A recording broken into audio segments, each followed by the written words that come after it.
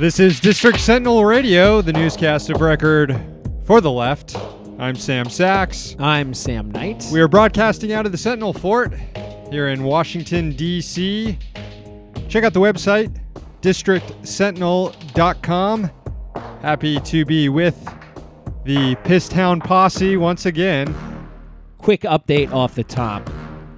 What we got? The poster over there, the IWW poster that says General Strike in Hebrew. Yeah, we were a little confused as to what it said yesterday. Luckily, we had that's the translation anyway, General Strike. A viewer inform us on that. Two Jews here, we should know this sort of stuff, but when I went to Hebrew school, they taught us with like the vowels under the letters, and these don't have no vowels. No vowels. Like no the vowels. 3 little dots. Yeah. I don't even remember what those mean. It's primary day, New York. Yeah. Are you voting for Nicki or are you voting for Cardi B? Voting for Cardi B. The big question, who paid Nicki Minaj and Amy Schumer to come out in support of Andrew Cuomo the day before the primary? Whoever paid them didn't pay Amy Schumer enough because she ended up apparently voting for Cynthia Nixon. Unclear who Nicki Minaj ended up voting for. Big story. Pretty much everyone on my Twitter timeline from New York seems to have been purged from the voter rolls there. Yeah. What the hell's going on there? Well, it was seen coming. I will say that much. You flagged something earlier today about this. Yeah, the Brennan Center earlier this year updated its report on purging from the voter rolls, and it noted that New York was one of 4 states since 2013 to have found to have illegally purged voters from the rolls. In fact, in 2016, during the Democratic primary, there was some funny business going on, and I I distinctly remember, and I think you were talking about this today, or someone else, maybe Nate, was talking about this, how people were joking about how, like, the Bernie people are making up, like, these stories of being purged from the rolls. But, like, 200,000 voters were purged from the rolls in New York City. Yeah, it's amazing how quickly things have changed, where in 2016, and you had people on the left side, Bernie folks, and people to the left of them complaining about how unreliable our voting systems are and how the complaints that they're being purged from the rolls, and a bunch of Clinton people being like, oh, this is all sour grapes, everything's fine here. Now nobody thinks any election is safe from rigging. So I just want to read the first paragraph of the intro of this Brennan Center report. It's funny because it made a lot of news when it came out, because a lot of it was focused on how a lot of these purges happen in states that used to be subject to the Voting Rights Act before the Supreme Court totally eviscerated that. New York wasn't one of those states. Nevertheless, it was top and center in this report. It says, blah, blah, blah, an investigation. Sorry, I'll just skip to the last sentence because that's all that matters here. An investigation by the New York State Attorney General found that New York City's Board of Elections had improperly deleted more than 200,000 names from the voter rolls. That's 2016. That'll do it. So it's quite a lot. There are already questions about the result tonight, no matter what happens, I think, in my mind. And I don't want to get ahead of myself, because I'll get ahead of myself. Andrew Cuomo is stealing this election, folks. Stealing it. There you go. You heard it here. And it's my friends on Twitter who are being affected by the most.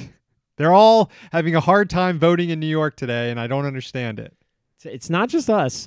We should note that Bill de Blasio's son, Dante, yes, the mayor's own son, is kicked off the rolls, had to file a provisional ballot. If nothing else, at least I think now the provisional ballots will count. Yeah, I hope so. God damn. All right, well, we'll be keeping an eye on that. Also, get your garbage can nominees in.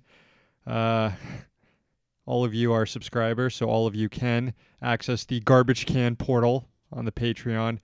We've got people, Cuomo, Schumer, although this is Amy Schumer. She might have saved herself by voting for Cynthia Nixon. people flipping out about Susan Sarandon. These are all tough beats for the garbage can this week. I don't know. Are you leaning any certain way on who's going to end up getting tossed in? The president himself, we try and stay away from throwing Trump in the garbage can because, let's face it, he could go in every week if we open it up to him. But his tweets implying that the death toll in Puerto Rico is a lie or that the island is full of crisis actors or something, that's pretty vile shit. Yeah, it is. I'm tempted to offer a second degree of that. A certain liberal magazine editor with a insensitive take about Puerto Ricans. Oh gosh, yeah. But it is a little hard to almost make that nomination in light of Claire Jeffrey, right? But in light of Trump, but we sort of go into the garbage can just already assuming that Trump is like insanely in shitty, the garbage can already, and we want lives in a giant garbage can. We want to have a ball, but I don't know. Maybe this is the week. This Well, is a week. Let's not jump. We'll see. We'll see. We'll see what There's a lot of people in the running. Like we could We'll end see up what throwing. the listeners have to say. We'll get into this later in the show, but we could end up throwing the FEMA director in there, who ends up defending Trump's shitty tweets. So that's to me just as bad. Yep. All right. Got some haikus to get to later in the show. But first, it's Thursday, September 13th, 2018. Here's the news.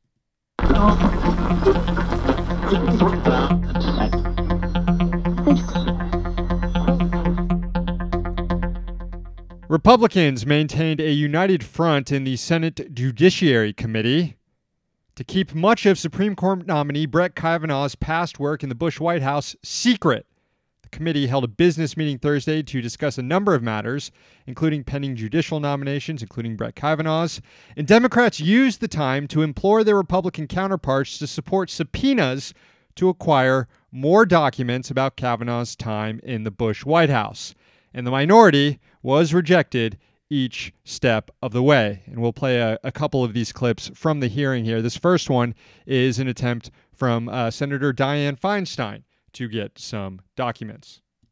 Mr. Chairman, I move for the committee to authorize the issuance of a subpoena for the National Archives for records from Judge Kavanaugh's service as staff secretary in the White House from 2003 to 2006. Mr. Chairman, it's my understanding that only a subset of Judge Kavanaugh's White House counsel records, as I have pointed out, and none of his staff secretary records have been available. And that's why the committee has just 7% of the records. The stakes, as I've said, are extremely high. He will be in a pivotal seat on a closely divided court. I urge all my colleagues to support this subpoena. Mr. Chairman, I second and ask for a vote. They called the question. We're going to go with the question. Mr. Hatch? No.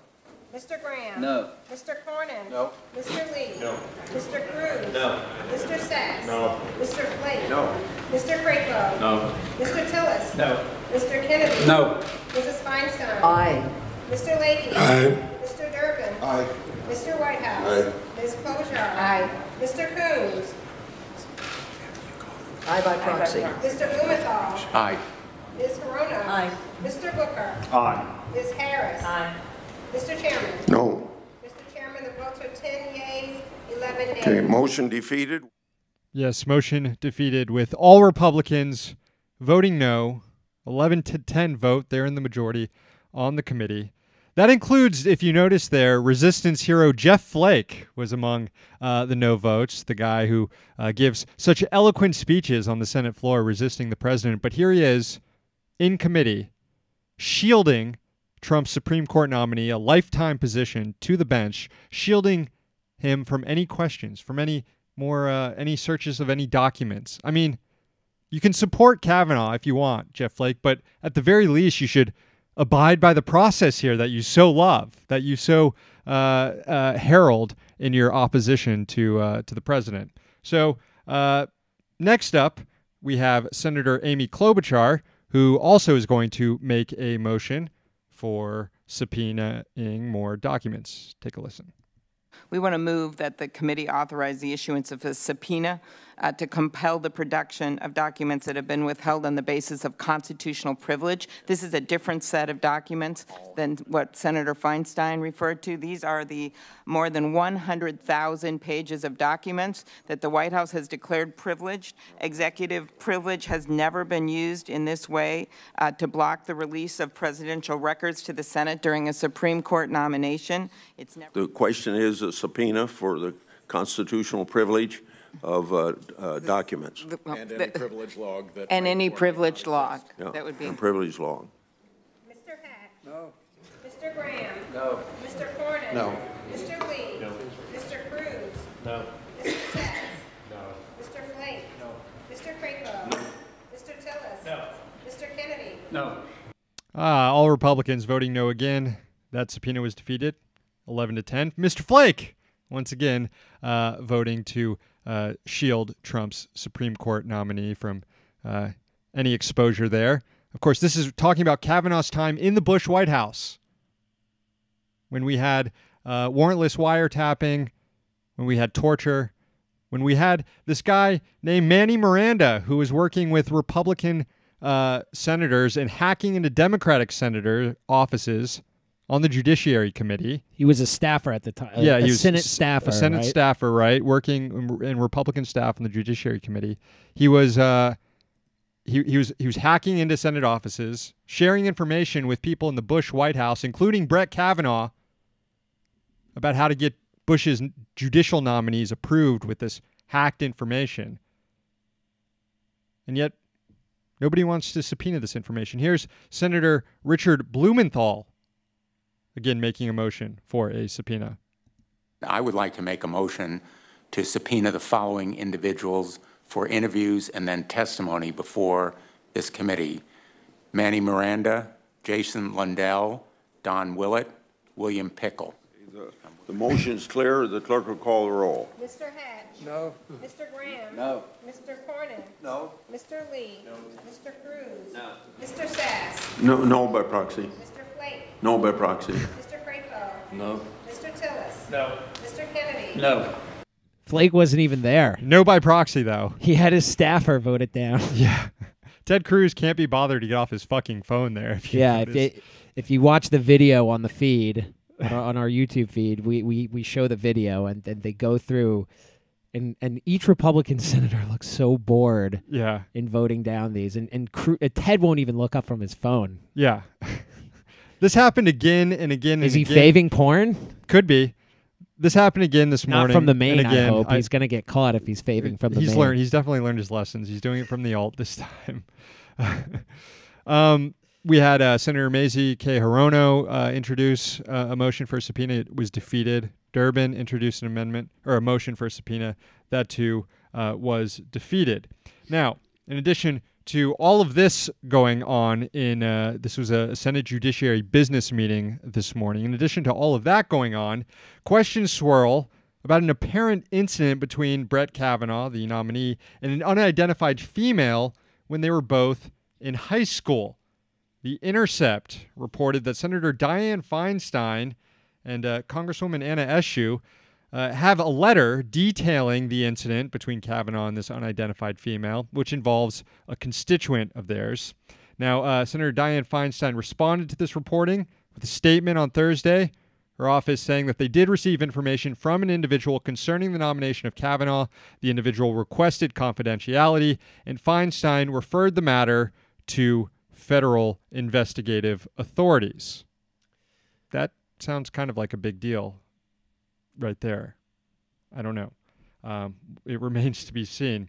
Chuck Grassley, amid all of this, Chuck Grassley, the chairman of the Senate Judiciary Committee, has set up a final confirmation vote within the committee on Kavanaugh for September 20th. Education Secretary Betsy DeVos lost a policy battle in federal court yesterday, thank fuck. A district judge in Washington said that the Department of Education illegally reversed an Obama-era rule on student debt forgiveness. The regulation is called borrower defense. In 2015, after immense pressure from activists, the Obama administration agreed to propose updating it to allow students to get out of federally backed tuition debt when they enroll in schools on false pretenses. In other words, it would allow students to get out of paying back tuition debt when they're ripped off by for-profit colleges who promise job prospects only to give out worthless degrees.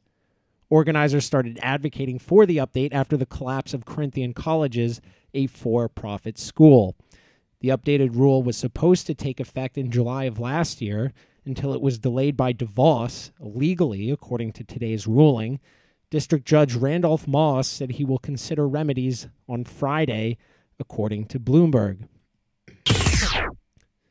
In related news, Mick Mulvaney gave an interview yesterday on CNBC.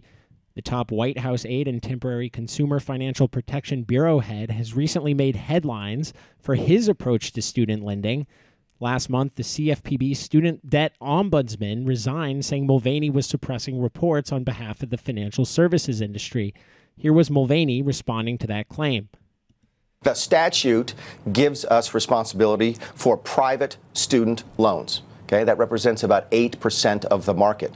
Under a handshake agreement within the Obama administration, the Bureau was going after and regulating public student loans, which is most of them, 92% of them. We said, no. The statute says we're going to be responsible for private student loans. That's what we're going to do. And he apparently didn't like that. Now, the reason why the statute only says private loans is because the Department of Education is tasked with overseeing public loans. It used to share the data with the CFPB, but it stopped in December because, as noted in the story before this, Secretary DeVos isn't interested in protecting student borrowers. Nice of Mulvaney to fall back on technicalities there to justify turning a blind eye to 92% of the $1.5 trillion with a T in outstanding student debt he's supposed to help oversee. To really drive home who he's looking out for, Mulvaney then gave this answer when asked what worries him about financial markets. I do worry about the growth in the student loans. I worry about the disconnect between the making of a loan and the repaying of loan. When I was a kid and we had private student loans, people would actually worry about you paying it back. Once the government effectively nationalized that industry, I think people don't pay as much attention about actually paying the loan back. And that worries me both from a financial standpoint and a moral standpoint.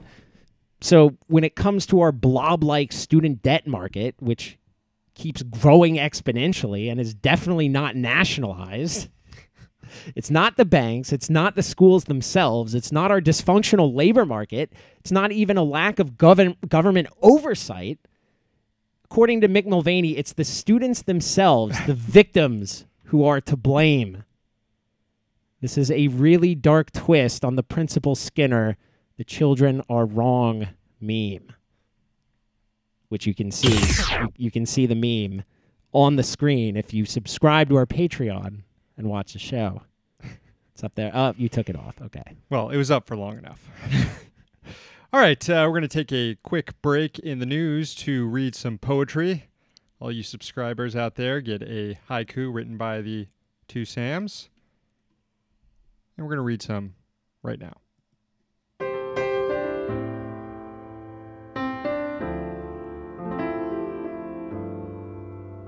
This first one is for Matt.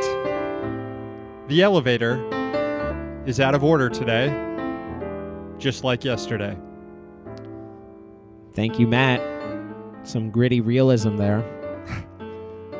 This is for Isaac. Gotta live the dream. One day I'm gonna do it. Cuss out Jeff Bezos. Thank you, Isaac. I have a feeling today might be the day. I don't know. This one is for Kevin. Maybe cut him some slack. Excuse me, let me start over. This one's for Kevin. Maybe cut him slack. His name is Mick Mulvaney. It was destiny.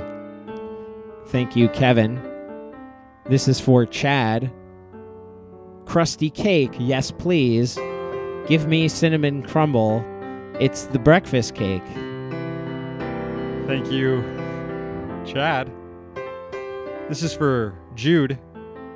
The two Sams emerge, victorious from a fight with a patent troll. Thank you, Jude. Maybe based on a real story. Maybe. Finally, this is for Bill. Hero of the week. the people's vigilante. I'm Corcus Bucksuth. Thank you, Bill. Thanks to all the new subscribers. If you haven't heard your haiku yet, it is coming. And all I've heard all week is Corcus Bucksuth around the newsroom. Saying it's a powerful name. It is indeed a very powerful name. The National Labor Relations Board is finally putting out a new joint employer rule proposal. The agency said today it will seek to narrow the Obama-era standard on labor law, as expected. Under the previous administration, the rule was changed so that parent corporations with franchise systems were liable under the National Labor Relations Act. Now, under the new proposal, joint employer will be limited to companies with, quote, substantial direct and immediate control over the essential terms and conditions of employment, end of quote. I should say the new proposal, but the new old proposal, if that makes sense. Anyway, this would return to making it harder for employees of major corporate chains to organize unions and to exercise their right to advocate for improved workplace conditions. The silver lining is that the NLRB has had to go through the lengthy rulemaking process because of a minor ethics scandal. The 5-person board voted earlier this year to reverse a December 2017 ruling to roll back the Obama joint employer standard. This reversal came after the board inspector general said a Republican member had a conflict of interest with his old union-busting law firm and should have recused himself from the 3-2 vote. Of note, McDonald's, of course, the major fast food corporation. Yeah.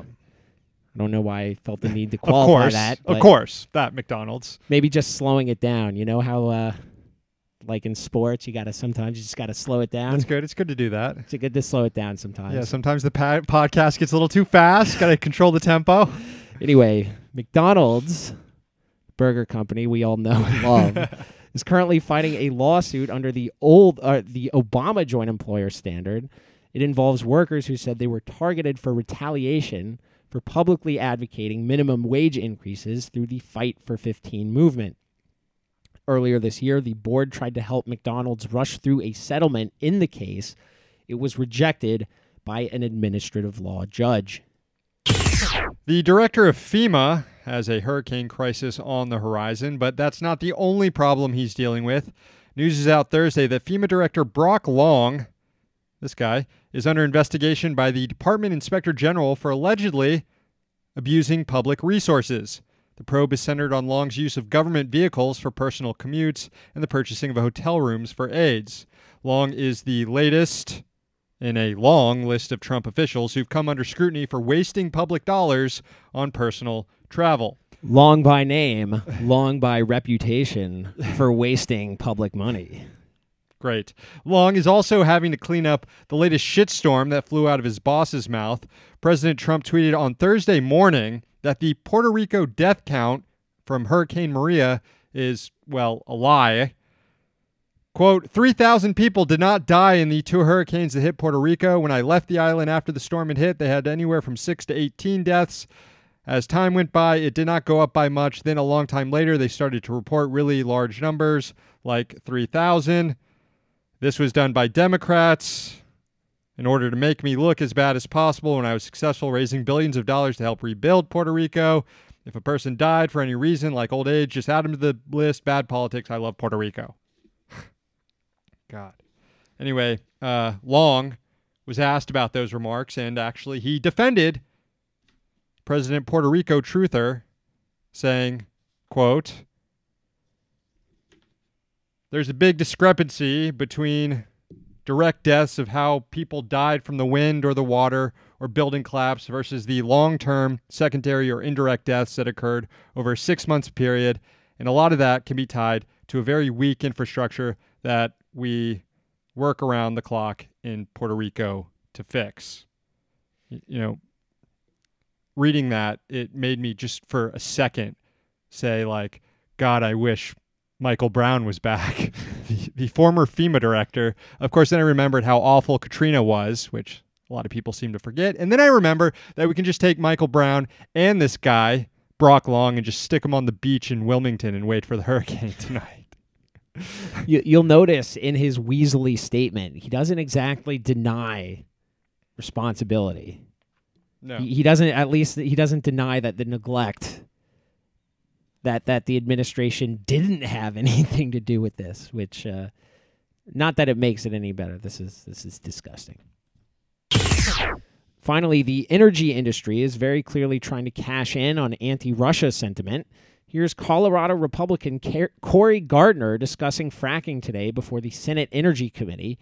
He's questioning Anya Grigas, an Atlantic Council fellow, and Stephen Winberg, Assistant Secretary of Energy. Notably, Gardner is asking about a state referendum that would limit lands available for oil and gas production. There was a 2014 New York Times article about Russia funding anti-hydraulic fracturing efforts.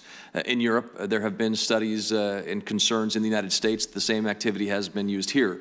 Russia's continued use of information, disinformation campaign, hybrid warfare to fund division in the United States has been used to help depress, destroy, and divide Americans on our energy production. Are you familiar with these efforts, Dr. Grigas? Yes, absolutely. And they have occurred. This is a real thing. Yes.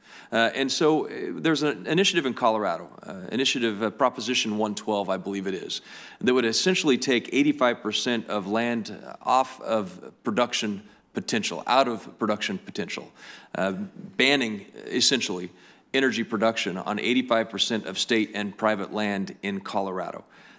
Colorado is one of the highest natural gas producers in the country. If something like that were to pass, we know that money has been used by Russians to fund anti-energy initiatives in the United States and around the globe. Does it empower Vladimir Putin when he is able to shut down energy production? Or if we pass initiatives that shut down production in the United States, does that give him greater leverage over world markets and energy manipulation? Mr. Winberg? Absolutely. The less natural gas that we can produce in the United States means less natural gas we can export over to Europe or other places around the globe. Dr. Grigas? Yes, absolutely. If you don't put a fucking oil rig in your backyard, you're a Putin puppet.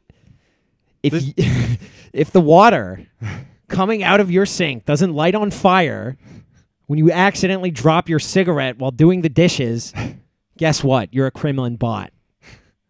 Anyone could have predicted this shit was going to happen with the whole hysteria and Russian bot mess. This is the tack. This isn't just crazy Cory Gardner, out of touch Cory Gardner talking here. This is what the CIA's conclusions are when they discuss how RT is trying to run reports that are anti-fracking to help Putin. Fracking's bad. We should all be against fracking, okay? And now, because we've all gotten into the Russia hysteria, Republicans can claim, oh, that's just what Putin wants. Putin wants us to get rid of fracking, so fracking's actually good now. Listen, I am going to cause wastewater earthquakes, and then I'm going to poison the old swimming hole because I support the NATO troops, damn it. By the way, Twitter user @libcrusher, lib_crusher, posted a photo yesterday relevant to this. It's of a young woman canvassing. Two dudes are standing behind her holding a banner that says, quote, "This petitioner wants to ban fracking in Colorado. So does Vladimir Putin." Fossil fuel producers and their slimy lobbyist allies, welcome to the resistance. That's it for the newscast today. Should I read off the stuff from the thing? Yeah, but first let's check out the room? listener rant line Okay, first, and then we'll head to the chat room. We got one message to get to here. Hey boys, it's Greg in Cincinnati. It'll be the last time I'm calling under that name because I'm off to the land of Sharia law and moving to the city of Wobblies, Minnesota, Duluth, where E.G. Flynn did some of her finest work. I was inspired to call by all the dope swag you got today and the Sabo Tabby and the mugs, and just want to say keep up the good work. Patreon kind of fucked up my listening rhythm, so fuck you, Patreon. I got mad and wanted to talk to their manager, but that's for another day. But it's going to be Greg and Duluth from now, and I'm still fucking bowling, even though I didn't bowl very well tonight. Have a good one, guys. Thanks for the call, Greg. Always good to hear from you. Sorry to hear about your Patreon problems, If anybody else has problems, go ahead and message us. We might be able to solve them. Also, there's a little private RSS feed in the top right corner of the Patreon homepage, our Patreon homepage, that if you plug that into your MP3 or podcast player, whatever you use on your phone, just plug that RSS feed in and it should automatically update with any audio content we have from Patreon. So it should be pretty seamless in that regard. But if you have any problems, let us know. All right, what's going on in the chat room? Discussion, of course, between the Sam Fam and the Pisstown Pals, the two camps there. I saw Pisstown Posse. Pisstown Posse, made an yeah. appearance today. Keister said, I like that, Pisstown Keister. Posse. We've got David says, finally got my shit together and brought earbuds to work. Nice. That's good job. Good job. job. The boss won't know. We have Matt says, pissing down here in North Carolina. Pisstown boys. Be safe down there. Be safe, brother, is what Joseph said in response, and I agree. We have David said, New Yorker here, registered again a month ago, but somehow never got on the rolls. That was another one. That was again another one. That was DJ Khaled. That was again after having registered the month before and also having registered with some volunteers at a protest, New York. Cuomo is stealing this shit right now. Extremely functional. Bobby says it's weird listening to Sam Fam not at 1.5 speed. And then he also points out that Dianne Feinstein once flew the Confederate flag at her office in California. Ugh, I did not know that. Then we have Grady says the elevator in my office has been out since July 2nd. We're on the 5th floor. ADA compliance is for dorks. That's fucked up that the elevator at the office has been out for July? That's 2 months. 2 months now. Yeah, I'm sure it was some never Trumper who caused it. Reference to the classic Brendan James essay. One of the greats. One of the greats. I guess we can cut it off right there. Corcus Bucksuth signing off. That'll do it. Call the rant line 202-684-6108. We'll play your message on air. Sponsors of the show include the Congressional Dish podcast hosted by Jen Briney. Find it at congressionaldish.com. Another sponsor, levelnews.org. Don't forget about our free content stream, District Sentinel Radio on iTunes, SoundCloud, Stitcher, TuneIn. Still putting content up over there, including the daily Sentinel news dump. Someone complimented us on it. It's a more condensed version of this newscast. Cuts right to the meat. Also, I wanted to give out a shout out to Frankie Knuckles. He was the one who gave us the IWW gear. Oh, yes. Thank you, Frankie Knuckles. Thank you, Frankie. We appreciate it. Newscast returns next week, Monday. Sentinel Cast is out tomorrow. We're here in D.C., so you don't have to be.